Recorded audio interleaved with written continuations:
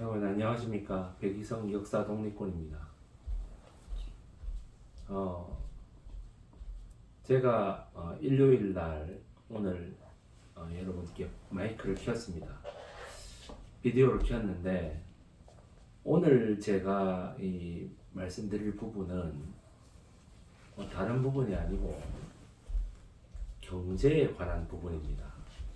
그것도 트럼프 행정부에 관련해서 한 번은 짚고 넘어가야 될 것 같아서 제가 트럼프가 하는 얘기를 들어보니까 미국이 전 세계에서 가장 잘 살았던, 세계 역사에서 가장 잘 살았던 시절이 1890년부터 1913년이라는 헛소리를 삑삑해요.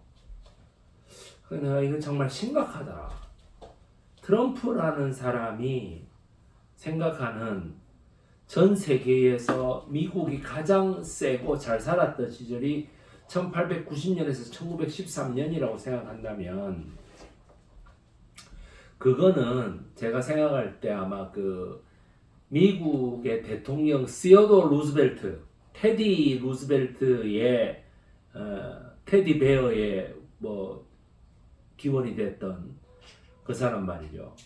그 사람을 기억하는 것 같은데 이거는 트럼프의 완벽한 오류입니다. 제가 봤을 때는 이 미국의 황금기가 아니고요. 그때는 전 세계적으로 보호무역이 아주 성행했던 시절입니다. 그러니까 뭐냐 하면은 지금처럼 자유무역 시대가 아니고 보호무역이었다 이 말이에요.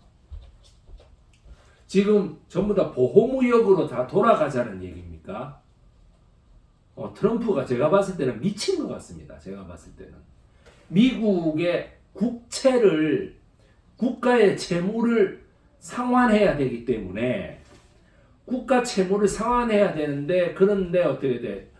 청비라는 건 못하겠고 그래서 골프나 치러 다니고 이렇게 아주 비싼 레스토랑에서 빌려서 밥 먹고 막 이렇게 하는 것 같아요. 내가 만약에 지금 미국 국민이라면 저는 이거 하루도 못 견딥니다.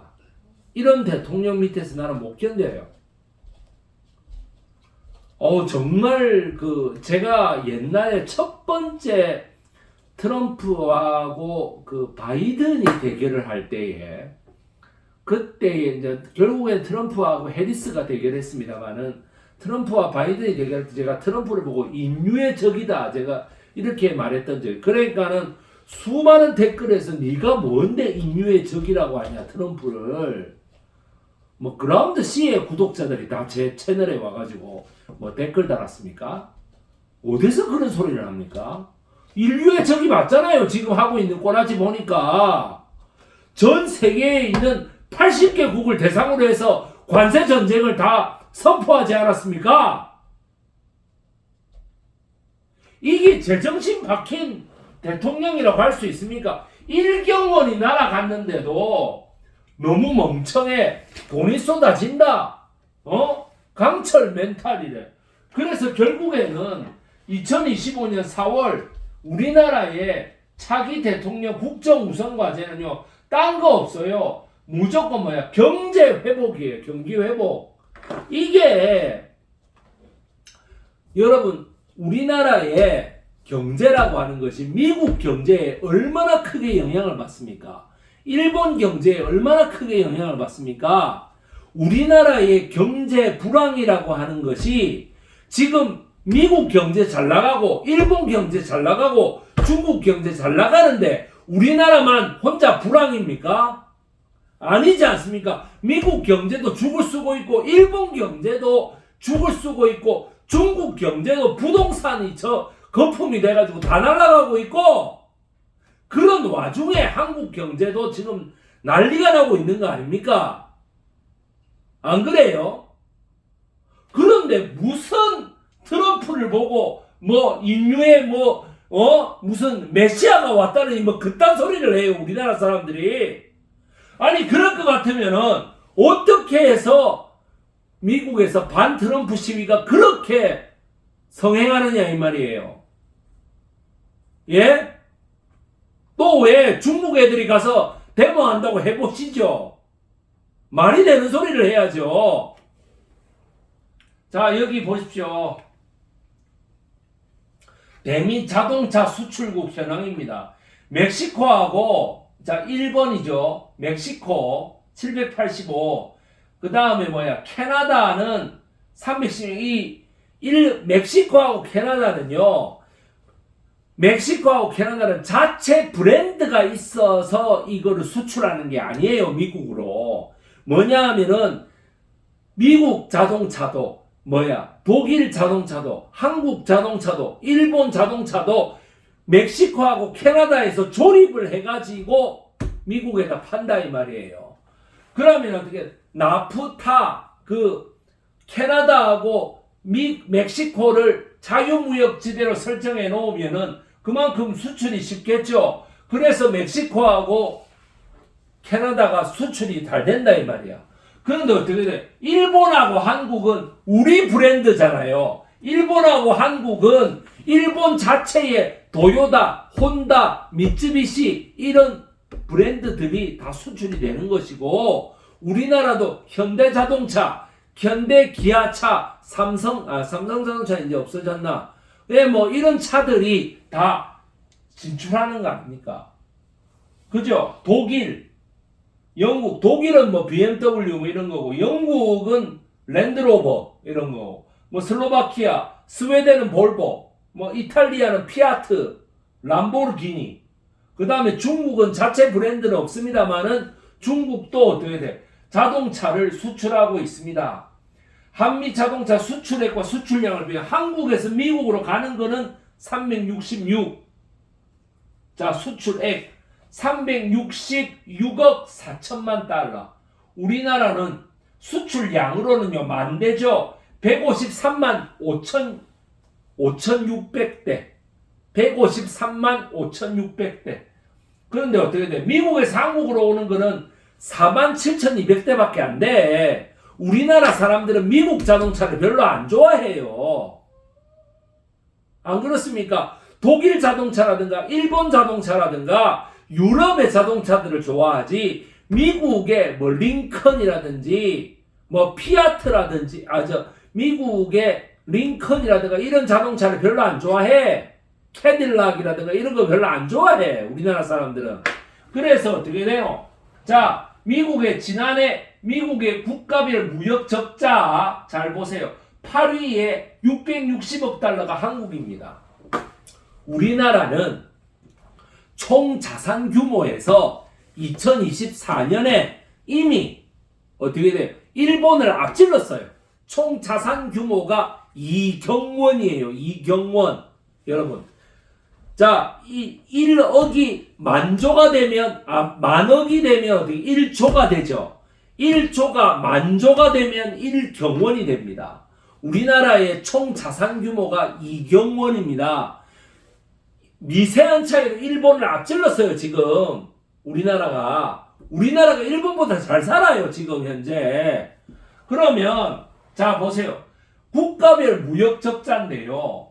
지난해 국가별 무역 적자에서 중국, 멕시코, 베트남, 아일랜드, 독일, 대만, 일본, 그 다음이 한국입니다. 이거는 왜 그러냐 하면은 미국이라는 나라의 시스템은 트럼프가 가장 우리나라가 황금기를 누렸다고 하는 1913년 이후부터는 전 세계 자유무역을 주도하면서 어떻게 돼요? 달러를 찍어가지고 전 세계로 뿌렸다 이 말이야. 뿌려가지고 했기 때문에 어떻게 돼? 적자를 볼 수밖에 없는 구조예요. 이거를 어떻게 돼요? 트럼프는 다시금 보호무역으로 관세를 받아가지고 다 걷어 들이겠다 이 말이에요. 왜? 미국의 국가 채무가 너무나 막중하기 때문에 이제 더 이상은 안심할 수가 없다 이 말. 더 이상은 안 갚고 지내갈 수가 없다 이 말이에요. 그리고 어떻게 돼? 중국을 어떻게든 길들이겠다는 거예요. 2060년이 되면 중국이 미국을 앞지를 거라는 전 세계에 말이 많아요. 지금.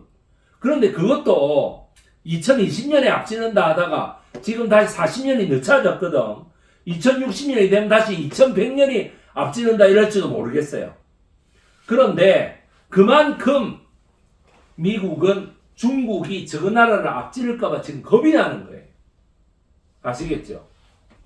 그래서 어떻게 국가별 무역 적자 수준에서 우리나라가 660억 달러, 우리나라도 굉장한 무역 대국으로서 미국의 무역에 아주 큰 영향을 끼치고 있습니다. 그만큼 우리나라 때문에 먹고 사는 미국 사람들이 많다니까요. 여러분 많아요. 우리나라 일본 때문에 먹고 사는 미국 사람도 많고 중국 때문에 먹고 사는 미국 사람들이 정말 많습니다. 여러분 그런 상황에서 지금 트럼프의 경제 실험이 내년 11월 달로 예정되어 있는 미국의 중간 선거를 완전히 판을 뒤흔들고 있습니다. 이제 중간 선거에서 트럼프가 상원, 하원을 지켜내지 못하면 트럼프의 경제 정책은 아무것도 지지를 받을 수가 없습니다. 트럼프는 어떻게 하려고 저렇게 하는지 모르겠어요. 트럼프에게 왜 당신이 이렇게 일경원이나 정시에서 증발했느냐 하니까 약을 바르고 있는 중이라고 그랬다며. 그래서 약을 바르기 때문에 지금 어느 정도는 고통을 감내해야 된다 이러고 있어요. 과연 그렇게 될까요? 저는 회의합니다. 저는 의심합니다. 트럼프라는 사람은 우리나라의 윤석열이하고 똑같다고 봐요. 저는. 왜냐? 자, 보호무역이란 거, 지금 트럼프가 하고 있는 거, 관세를 높인다는 거는 그동안에 미국에서 마음대로 장사하던 우리나라 사람들로 하여금 장벽을 이렇게 세운다는 거잖아, 이렇게. 그러면 어떻게 돼요? 우리나라 사람들 그만큼 못 넘어가고 탈락하는 사람들이 많겠죠. 결국에는 미국에서 우리나라 때문에 먹고 사는 사람들이 아우성을 치게 될 겁니다. 결국에는 중국 때문에 먹고 사는 미국 사람들이 아우성을 치게 되고 대만 때문에 먹고 사는 미국 사람들이 아우성을 치게 될 거예요. 정말입니다. 브라질하고 아르헨티나도 지금 아우성을 치고 있습니다. 벌써. 저는 이거 한 90일 지금 처음에는 뭐 당장 할 것처럼 했다가 그 다음에는 90일 동안에 관세 유예를 한다고 그러죠. 나 이거는 지금부터라도 협상장에 온나 이 말이에요. 이렇게 협상으로 불러들이는 방법이에요. 우리나라 경제관료들이 현명하게 대처했으면 좋겠습니다. 그런데 우리나라 경제관료가 지금 수장이 누굽니까? 최상목이 아닙니까? 최상목이. 미국 국채에다 투자한 새끼. 안 그래요? 아이고, 내란 공범이 지금 참 경제의 수장이다. 그리고 한덕수도 내란 공범이 지금 나라의 수장입니다. 다음 주에 마은혁 재판관의 주심 사건으로 이루어지는 한덕수 국무총 대통령 권한대행의 월권 사건, 이른바 이완규, 한상훈 두 사람을 헌법재판관으로 지명한 사건에서 과연 어떤 판단이 내려질지 마은혁 재판관의 현명한 위헌 판단을 기대하겠습니다. 송영길 대표님이 많이 어렵습니다. 다음 주에 보석이 돼서 나오실지 안 나오실지 모르겠습니다. 송영길 대표님이 꼭 나와주셨으면 합니다. 사실 죄가 없거든요. 별건에 별건으로 지금 잡혀 들어가 있거든요. 반드시 보석 청구가 인용돼서 송영길 대표님이 나와서 이번 대선을 뛰었으면 좋겠습니다. 여러분,